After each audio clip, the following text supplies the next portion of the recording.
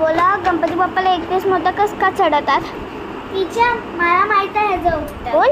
खूप पहिले 2 राक्षस व्हायचे. एकचं नाव देवरांतक आणि एकचं नाव नेवरांतक. नेवरांतक मतलब नेचरला डिस्ट्रॉय करायचं आणि देवरांतक मतलब देवांना नष्ट करायचा. खूप पहिले नंतर त्यांनी कठोर तपस्या करून सगळ्या देवांचं शक्ती घेतली. तशी रामने रावणला मारासाठी रूप घेतला, श्रीकृष्णाने कंसला मारासाठी रूप घेतला. तसंच त्या दोघांना राक्षसला मारासाठी गणपती बाप्पाने विनायकचं रूप घेतला आणि ते 20 सैनिकांच्या सोबत जंग लढायला गेले.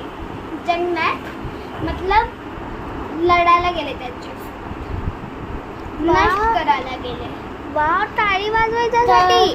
माहिती आहे कशाला 21 मोदक चढवतात? कारण की बाप्पा 20 मधून एकच खातात आणि बाकी सगळे 20 त्यांचे सैनिकाला असतात. खूप छान, खूप छान. टाळी वाजवा. नाही, मला नाही पाहिजे गाईस.